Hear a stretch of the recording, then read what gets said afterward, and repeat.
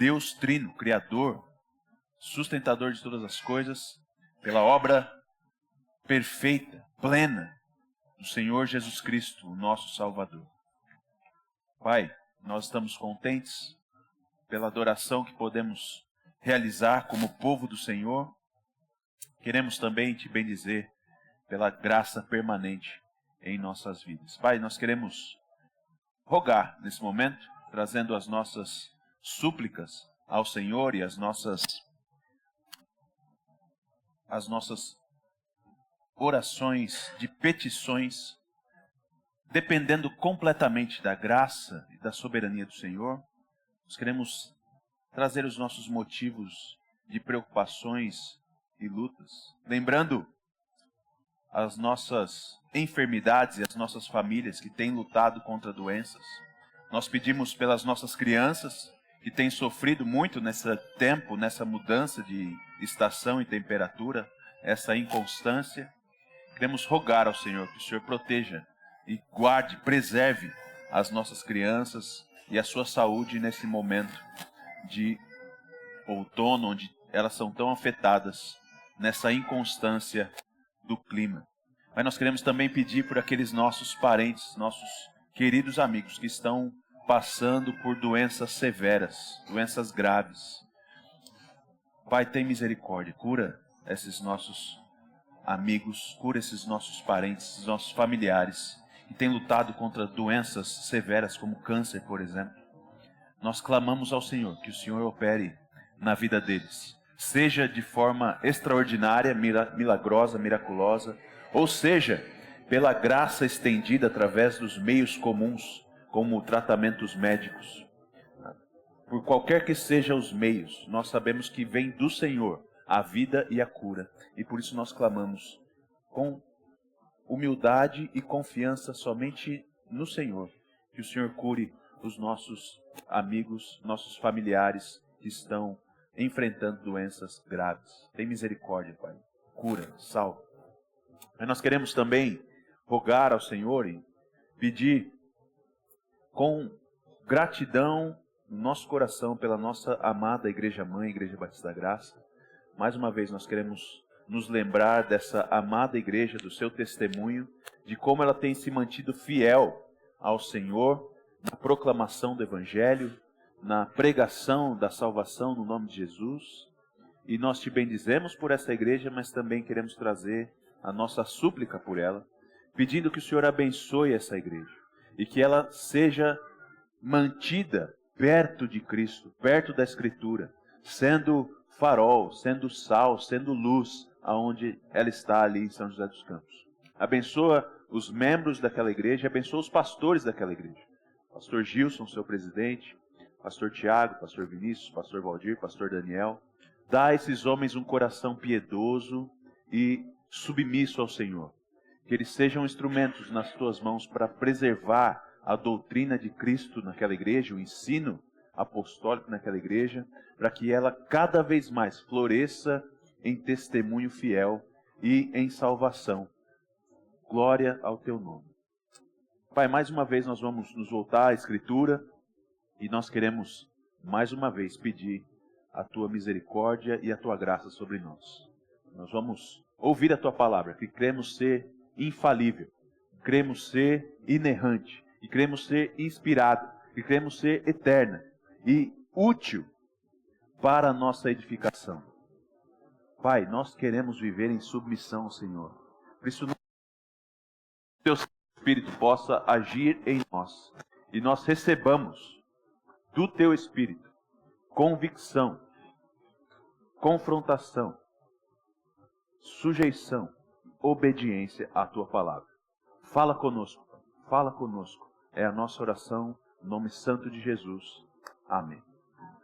Abra sua Bíblia no livro de Marcos, Evangelho segundo São Marcos, capítulo 13.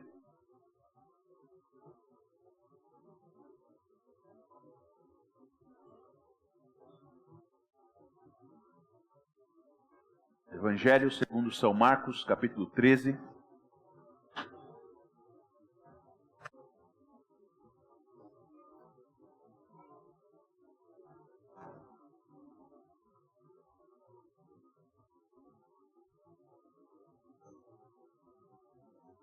Nós vamos considerar nessa noite o texto que está do verso 1 ao verso 8, mas para o nosso benefício, para que você tenha uma visão mais ampla do assunto que vamos lidar, eu quero fazer a leitura do capítulo todo, né? O capítulo 13 completo, nessa noite com você, para que você tenha esse senso do assunto que Jesus está trazendo e lidando com os seus discípulos. Então, Marcos capítulo 13, nós vamos lidar do verso 1 ao 8, mas quero ler com você o capítulo todo. Então, acompanhe, vigiando e atento, olhando com atenção a leitura da palavra de Deus.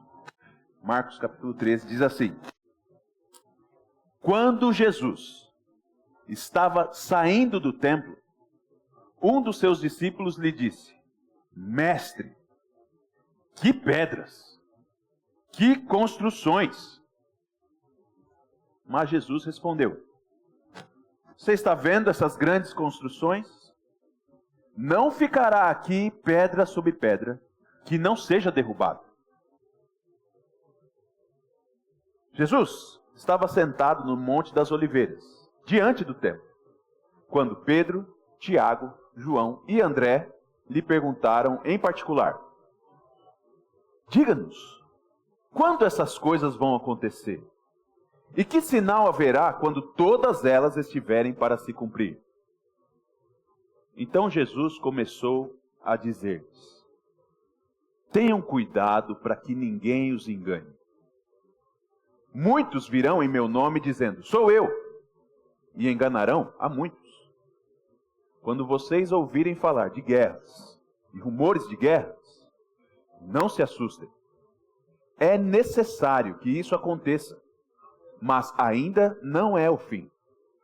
Porque nação se levantará contra nação e reino contra reino.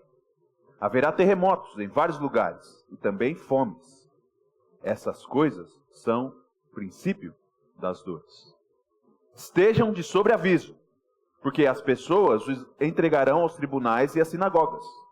Vocês serão açoitados e por minha causa serão levados à presença de governadores e reis, para lhes servir de testemunho. Mas é necessário que primeiro o evangelho seja pregado a todas as nações.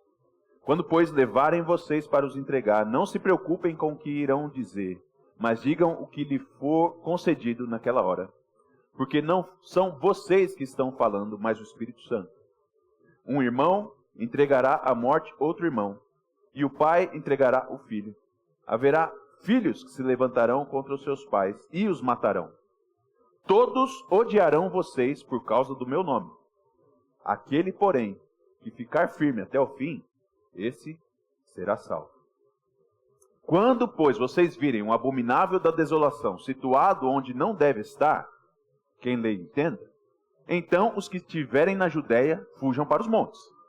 Quem estiver no terraço, não desça, nem entre para tirar de casa alguma coisa. E quem estiver no campo, não volte atrás para buscar a sua capa. Ai das que estiverem grávidas e das que amamentarem naqueles dias. Orem para que isso não aconteça no inverno, porque aqueles dias serão de tamanha tribulação como nunca houve desde o princípio do mundo criado por Deus até agora, e nunca, jamais haverá. Se o Senhor não tivesse abreviado aqueles dias, ninguém seria salvo.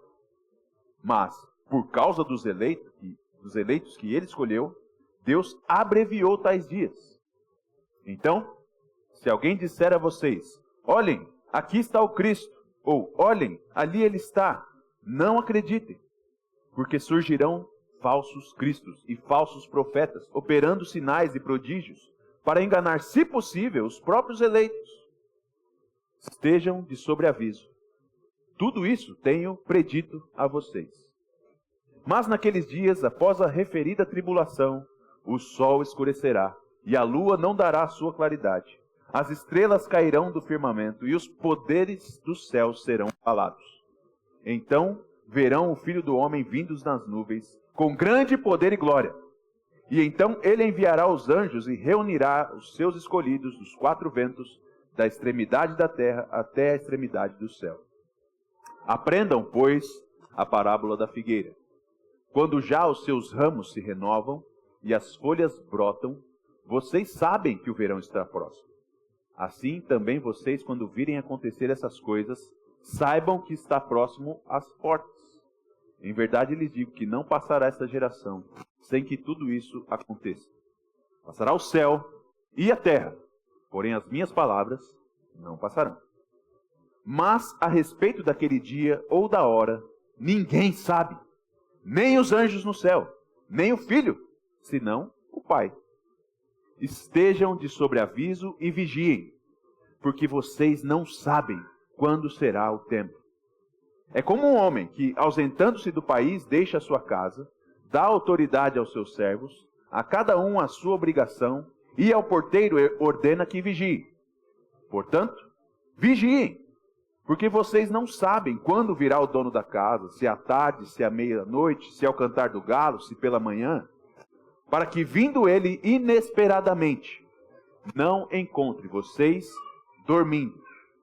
O que, porém, digo a vocês, digo a todos: vigiem. É muito impressionante quando nós consideramos o ser humano, o anelo, o anseio que ele tem por segurança e certeza. Nós somos completamente guiados e motivados a encontrar segurança e certeza. Isso é colocado em nós desde a nossa infância, né? Os nossos pais já começam a nos instruir, nos dar instrução, dando para nós direcionamento que nos leva a ter possibilidades de certeza e segurança no futuro. Então, um pai olha para o seu filho e diz: olha, estuda para você ser alguém na vida. O filho já começa a perceber, então, que há um caminho a ser seguido se ele quiser ter segurança. E a gente vai crescendo e essa busca ela vai se expandindo. Essa busca ela vai se intensificando. Quando a gente chega ali na nossa juventude, alcançando a vida adulta, isso fica muito claro na nossa angústia em relação à nossa decisão de trabalho. O que eu vou fazer da minha vida? Qual é a profissão que eu vou escolher? Em que eu vou trabalhar?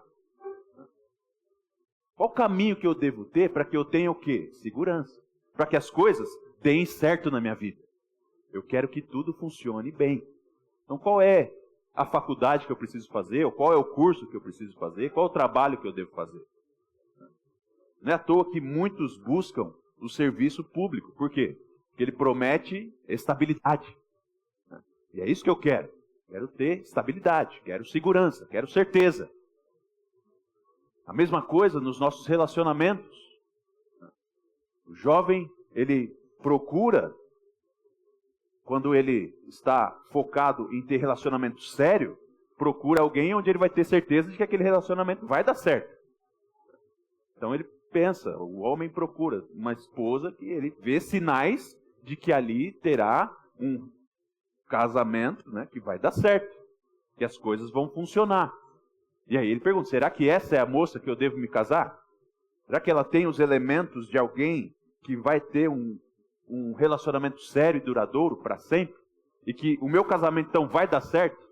A jovem pensa a mesma coisa, olhando para o mundo e tentando escolher um marido. Busca pela segurança, pela certeza. E conforme os anos vão se passando, a gente vai cada vez mais buscando isso. Buscando isso. A gente procura ter o seguro do nosso carro, convênio médico, seguro de vida, um plano de aposentadoria.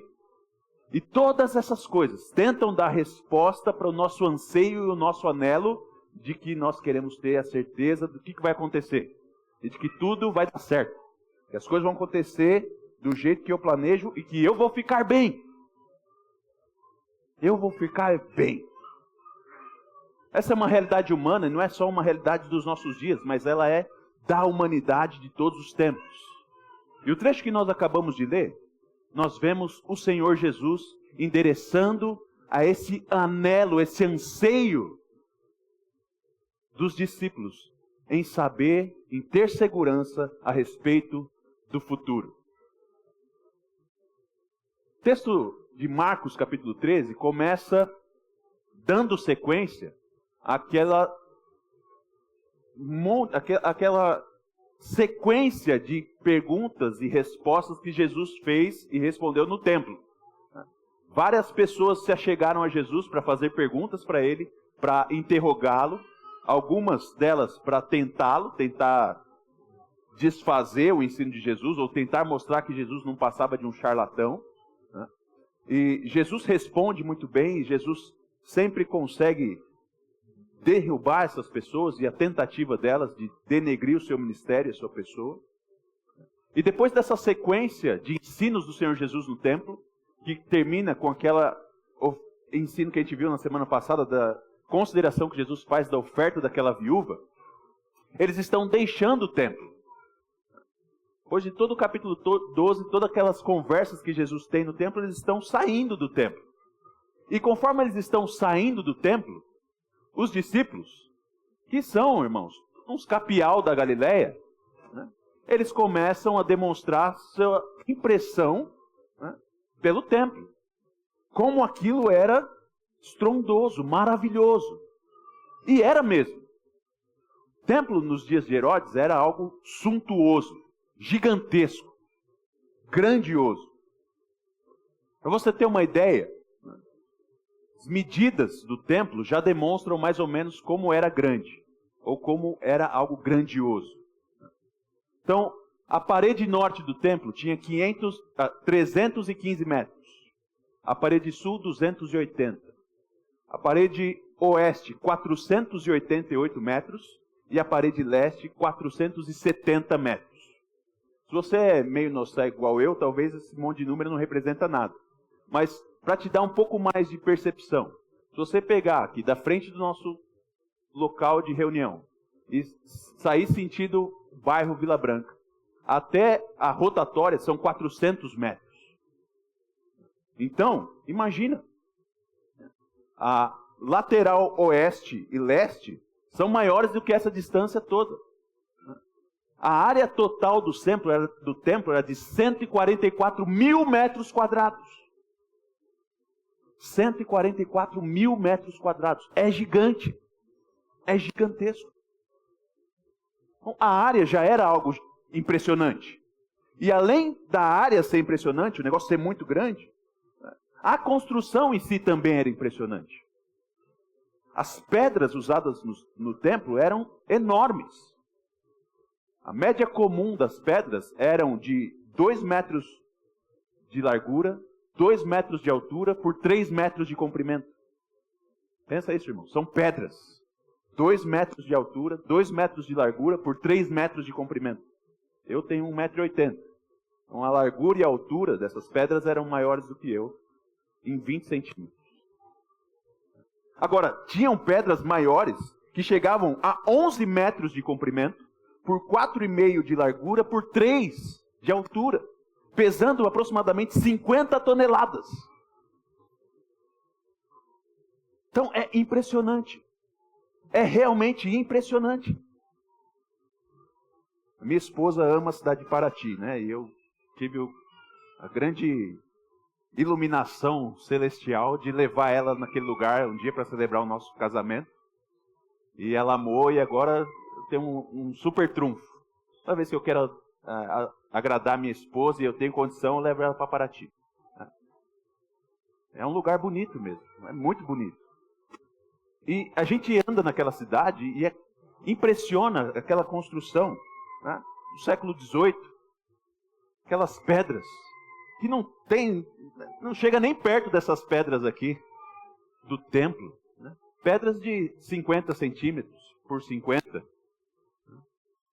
Já nos impressiona, caramba, que trabalho que deu para construir isso aqui, né?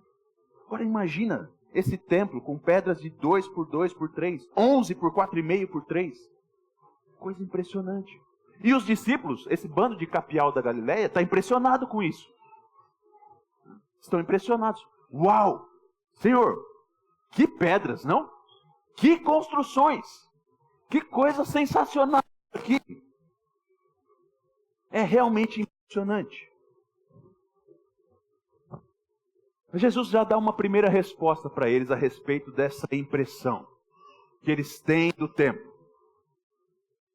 Verso 2 vai dizer que Jesus responde a essa declaração de suntuosidade, a esse espanto dos discípulos, dizendo: vocês estão vendo essas grandes construções aí? Não ficará aqui pedra sobre pedra que não seja derrubada. Que afirmação do Senhor Jesus. Vocês estão vendo tudo isso aí? Esses 144 mil metros quadrados de construção do templo? Isso aqui vai ser tudo destruído. Isso vai ser tudo destruído. Não vai ficar pedra sobre pedra. De certa maneira, a gente tem já um ensino do Senhor Jesus muito claro a respeito daquilo que nós consideramos na semana passada, de que o Senhor Jesus não se impressiona com a suntuosidade humana. Nós vimos na semana passada como o Senhor Jesus diz para nós não nos impressionarmos com os escribas, e de certa forma ele está dando uma continuidade para esse assunto. Vocês estão muito impressionados com essa capacidade humana de criar suntuosidade, mas isso não me impressiona. Isso não me impressiona. Esse lugar aqui é um lugar morto. Ele é espalhafatoso, ele chama a atenção, mas ele é ineficiente e morto. Isso não tem eficácia. Você lembra no capítulo 11, como o pastor Marcílio pregou aqui? Aqueles judeus dos dias de Jesus haviam transformado o templo, que era o lugar de adoração dos judeus, numa casa de ladrões. E o Senhor Jesus Cristo não está impressionado com o templo. Porque o templo agora não é mais um lugar de representação da presença da divindade, mas é um lugar da representação da pecaminosidade humana. E não só isso. O Senhor Jesus, de maneira antecipadamente, ou de maneira antecipada, ele vai dar alguma clareza para os discípulos da incapacidade do templo de fazer aquilo que o templo se propôs a fazer, que é ser um lugar onde o pecado seria resolvido, eliminado, e Deus daria acesso aos homens. Era no templo que o sumo sacerdote levava a oferta e derramava o sangue dos animais, representando o perdão dos pecados e representando que Deus recebia homens, diante de si. E o Senhor Jesus vai dizer: isso aí é ineficaz, isso é ineficiente, e isso vai ser destruído. Você pode ler Hebreus para ter mais clareza a respeito disso, de como o Senhor Jesus, depois que ele morre e oferece a si mesmo, ele rasga o véu do templo, e ele se torna o intercessor do seu povo, não mais no templo de Jerusalém, mas no próprio céu. Próprio céu, assentado à direita de Deus, Cristo faz intercessão pelo seu povo, porque ele se entregou no Calvário. Então Jesus está dizendo: esse negócio aqui é morto. Esse negócio, ele é suntuoso, ele é magnífico, mas não tem valor nenhum. E isso não me impressiona. E quer saber mais? Vou destruir. Vai ser destruído completamente. Completamente. Essa é a informação que o Senhor Jesus passa para os discípulos, e sai andando. Vocês estão vendo isso aí? Vai ser derrubado. E vai embora. Vai embora. Mas o texto vai dizer que eles chegam ao Monte das Oliveiras. Chegam ao Monte das Oliveiras e eles estão ali sentados, quando 4 discípulos, então, vão atrás de Jesus. E fazem uma pergunta para eles, que revela justamente essa necessidade de buscar algo seguro, de buscar informação precisa, saber se vai dar tudo certo ou não. Diante da afirmação de Jesus de que ele iria destruir o templo, os discípulos se sentem consternados e impelidos a saber de Jesus: Senhor Jesus, vai dar tudo certo? O que vai acontecer? Eles têm uma visão muito precisa do que significa a destruição do templo.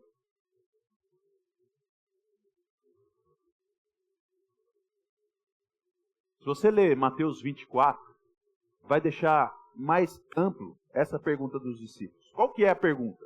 Verso 4 de Marcos 13 diz o seguinte: diga-nos quando essas coisas vão acontecer, e que sinal haverá quando todas elas estiverem para se cumprir?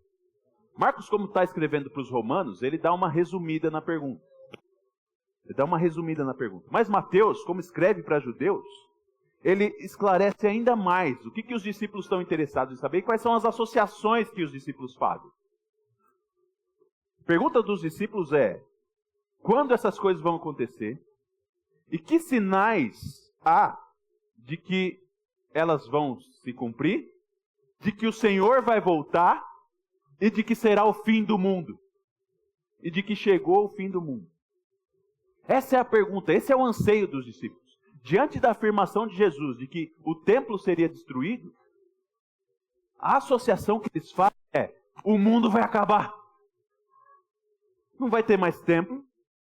E agora o Messias está aqui, diante da gente. O Cristo está aqui. Então, acho que chegou o fim do mundo. Essa é a associação que eles fazem.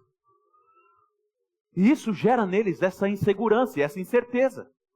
A gente vai ficar sem templo, o mundo vai acabar. Então, Jesus, conta pra gente. Conta pra gente quando vai ser que isso vai acontecer. E como que a gente vai saber que está acontecendo? Dá essas informações para nós. Por favor, nos diga. Nos dá direção, nos dá confiança, nos dá segurança. Essa é a pergunta dos discípulos e esse é o anseio. Esse é o anseio deles, esse é o anelo deles. Essa é a necessidade deles. Saber quando que essas coisas aconteceriam.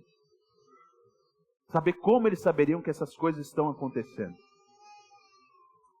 E a partir do verso 5, então, até o verso 37, nós temos a resposta de Jesus para o anseio dos discípulos.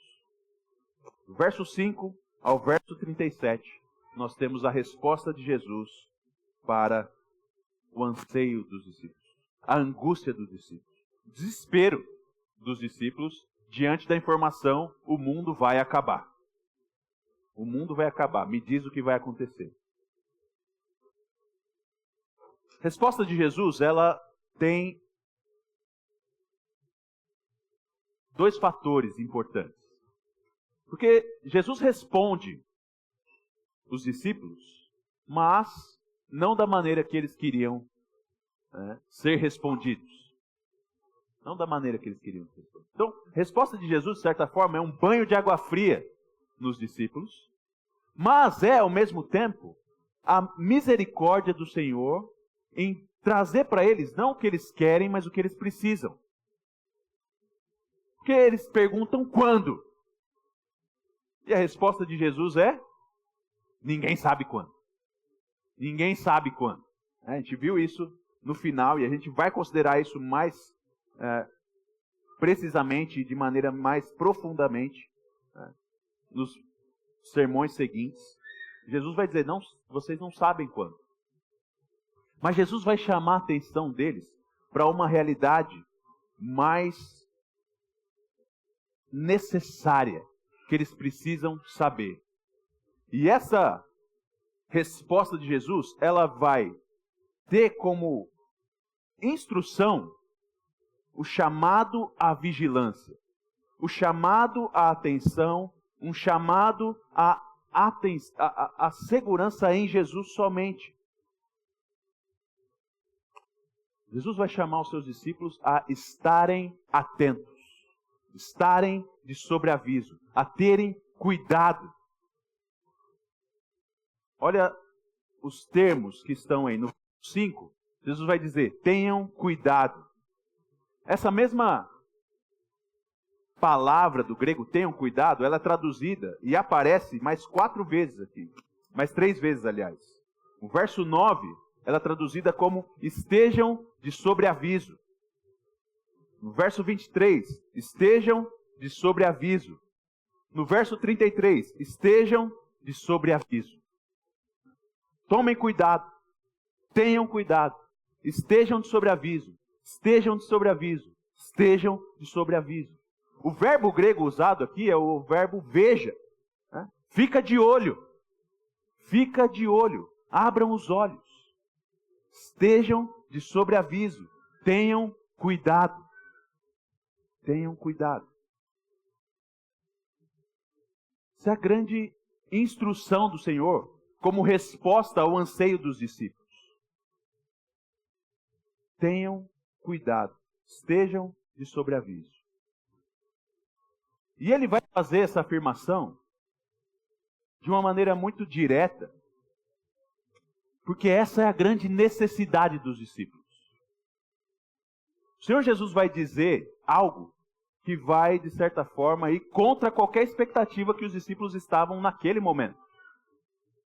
Porque a associação que eles fizeram é: bom, se o templo vai ser destruído e o Messias está aqui, o que aconteceu? Chegou o fim do mundo. Então, Senhor, fala para a gente aí como vai ser, quando vai ser, para a gente poder atravessar esse momento. Mas a resposta de Jesus vai ir completamente contra isso, colocando os discípulos num lugar ainda de vigilância permanente. Ou seja, ainda haveria muita coisa para acontecer.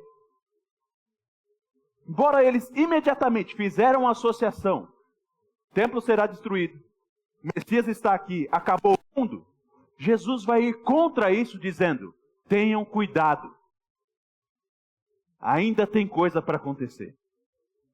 E nesse sentido, irmãos, a instrução do Senhor Jesus, que a gente vai considerar, está do verso 5 ao verso 8, ela leva a gente para esse lugar de realidade da vida cristã ainda em desenvolvimento. Os discípulos imaginaram que Jesus fazendo o seu trabalho, como Messias, e destruindo o templo, estaria tudo resolvido e já não teria mais nada a acontecer no mundo. Jesus vai dizer: não, não, não.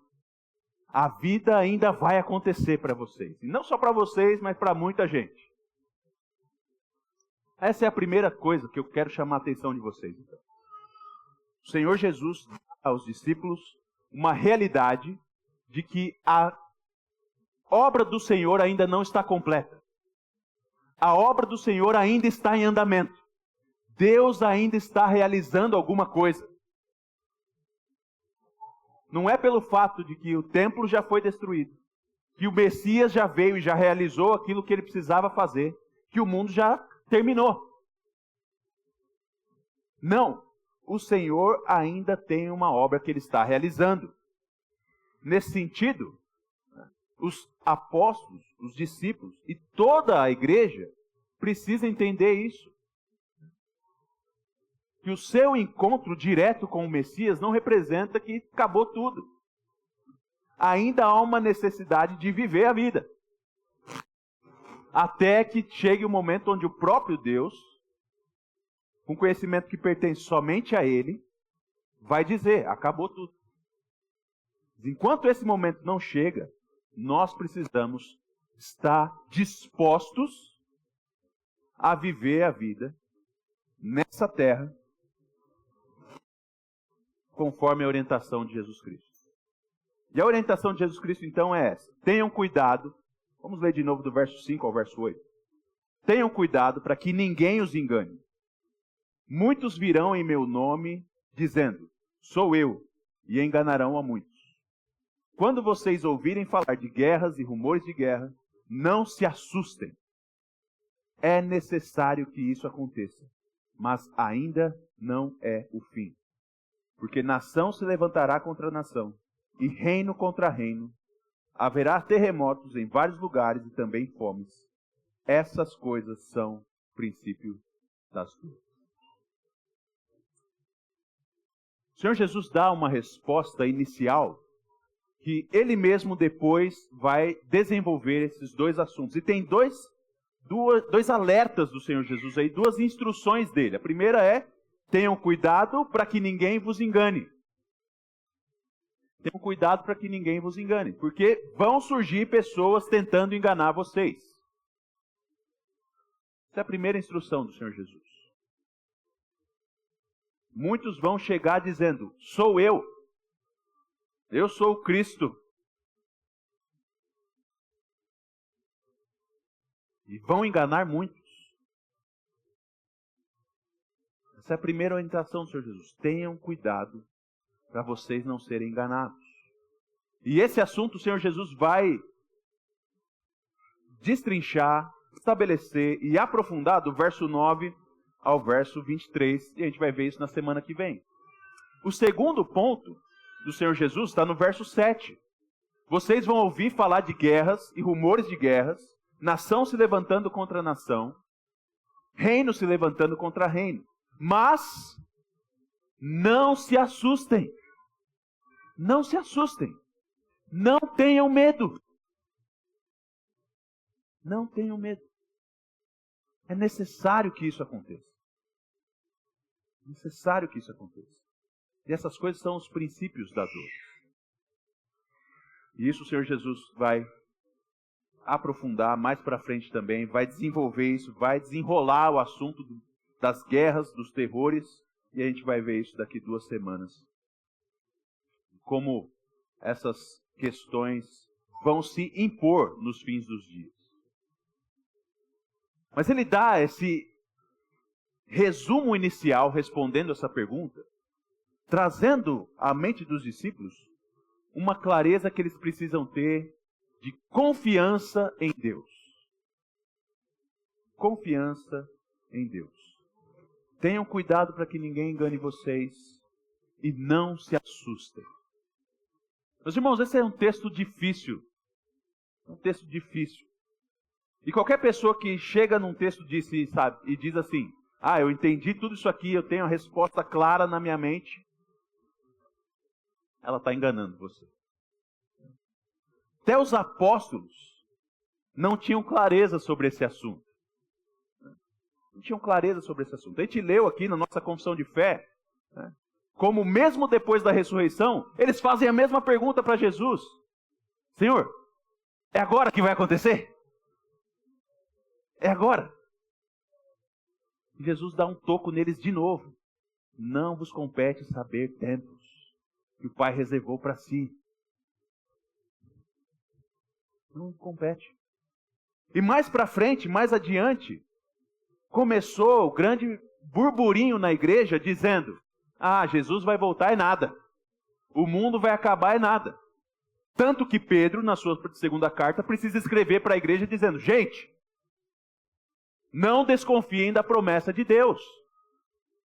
Lembrem-se que para Deus um dia é como 1000 anos e 1000 anos é como um dia. Não duvidem daquilo que Deus prometeu que irá fazer. Mas Pedro não diz para eles, não, vai acontecer tal dia. Com tanta clareza. Esse texto ele é difícil porque o Senhor Jesus responde a uma pergunta objetiva dos discípulos, que era, quando que o templo vai ser destruído? Mas os eventos que envolvem a destruição do templo não se restringem à destruição do templo. E o fim do tempo, o fim dos tempos, o fim do mundo não está restrito à sua relação com a destruição do templo. E nesse sentido, então, a gente fica perdido. E fica se perguntando, o que é que está relacionado à destruição do templo e foi cumprido no 1º século? E o que é que a gente precisa saber para a nossa vida aqui com Deus hoje? Será que a Anaísa, a Nicole, precisa sair correndo? Porque o texto diz aqui, ai das que estiverem grávidas, das que estiverem amamentando naquele dia. Será que isso aqui envolve as nossas irmãs aqui grávidas hoje? A Bia está grávida também agora. O que esse texto está falando que é para nós? O que a gente pode esperar dos dias finais, do fim do mundo?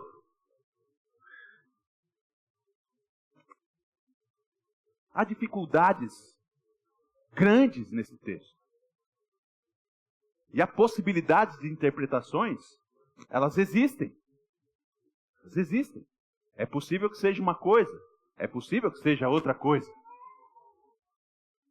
Não tem como a gente ter certeza. Não tem como a gente ter certeza. E o próprio Senhor Jesus, então, ele nos leva não a um lugar de certeza e segurança, mas Ele quer chamar sua atenção para o lugar da fé. Para o lugar da fé.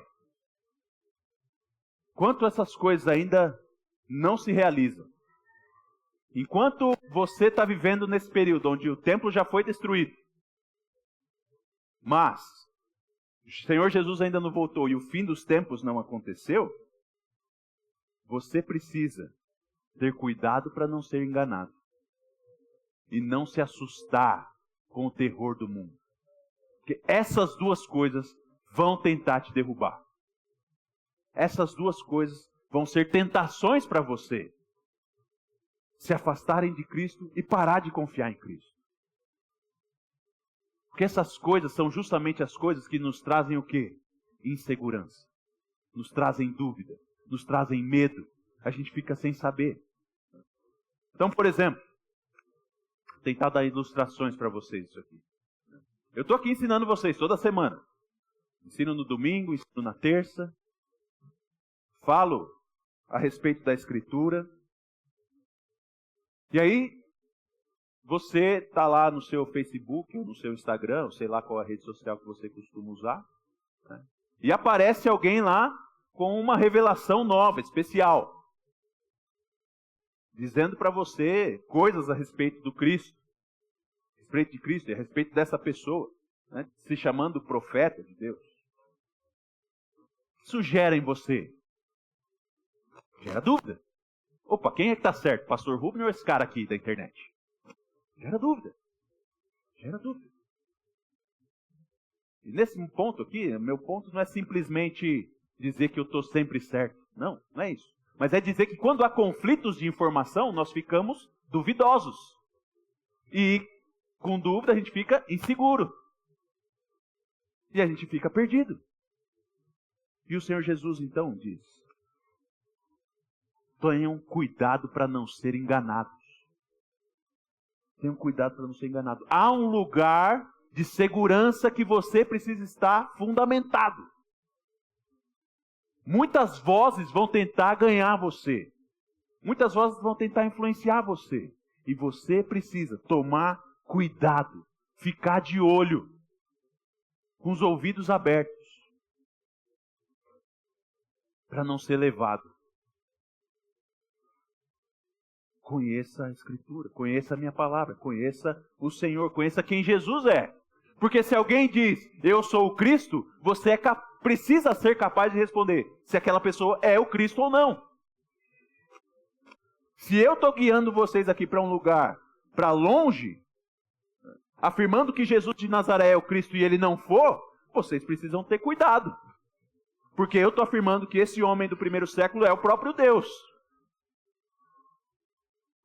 Semana após semana. Se isso não é verdade, vocês precisam ter cuidado. Mas se é verdade, vocês precisam ter cuidado com as outras vozes. Tenham cuidado para não serem enganados. Nesse lugar de incerteza, confiem na palavra de Deus. Confiem na palavra de Deus. Confiem em mim como Cristo, é o que Jesus está dizendo. Eu sou o Senhor, não é outro. Eu sou o Senhor e não há outro. Eu sou o Senhor, não há outro. Não se engane por qualquer novidade de doutrina, por qualquer novidade de experiência, por coisas extraordinárias, sinais miraculosos, por extraordinariedades, curas, estruturas, pedras impressionantes, área de templo. Não se impressionem, tenham cuidado para essas coisas não enganar vocês. Saibam quem é o Cristo, esperem em Cristo, confiem em Cristo. Tenham cuidado, estejam de sobreaviso, olhem, fiquem de olho. Essa é a primeira coisa. E a segunda coisa é, não se assustem. Não se assustem. O mundo é mau e vai mostrar sua maldade para você. O mundo vai mostrar como ele está quebrado para você. Diversas maneiras. Em guerras, em terremotos, em conflitos, perto e longe. Não só conflitos de nações, mas conflitos nos lares. Pai que se levanta contra pai, filho que se levanta contra... Pai que se levanta contra filho, filho que se levanta contra pai. Esses conflitos vão acontecer. O mundo vai mostrar a sua cara mal para você. A sua cara destruidora, maligna, demoníaca.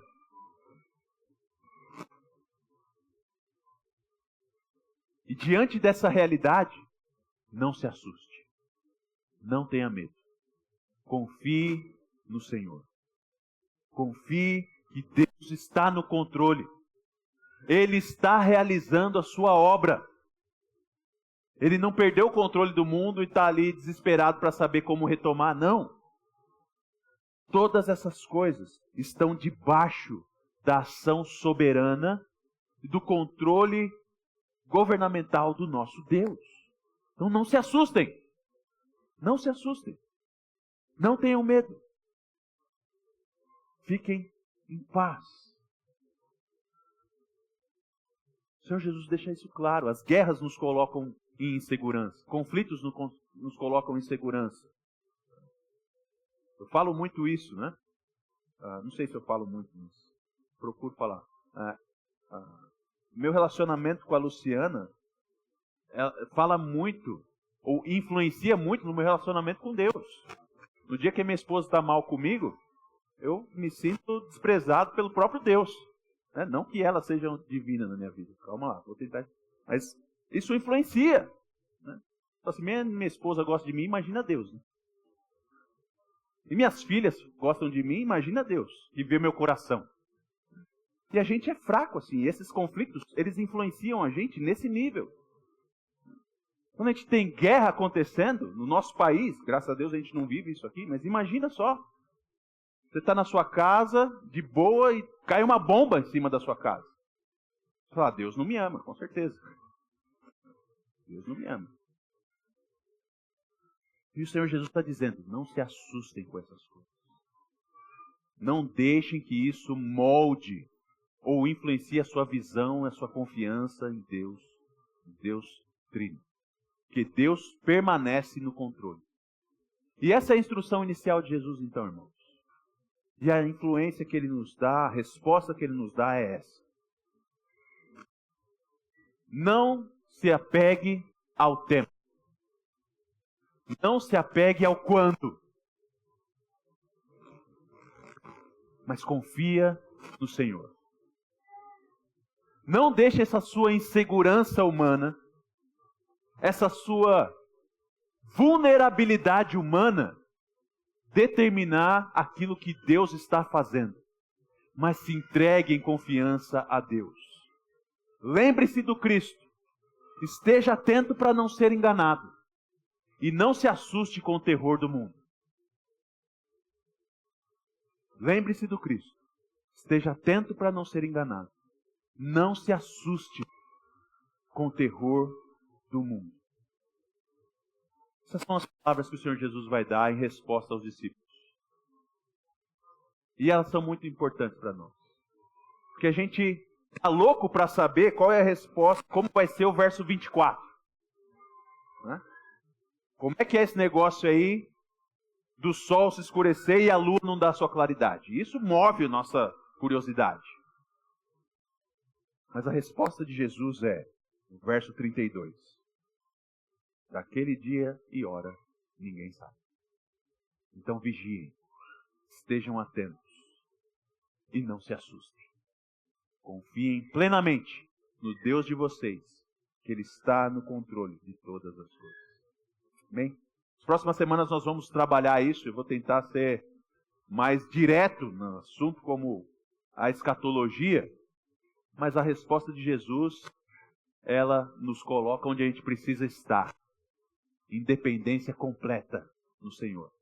Não nos cálculos que as pessoas muitas vezes querem fazer para descobrir a volta de Jesus, ou como vai ser essa volta, mas em confiança plena de que o Senhor vai cumprir o seu propósito e vai nos dar segurança e vida eterna com Ele, no novo céu e na nova terra. Bem, vamos orar mais uma vez? Deus bendito, nós te louvamos e bendizemos, porque o Senhor não nos dá aquilo que nós pedimos como crianças tolas.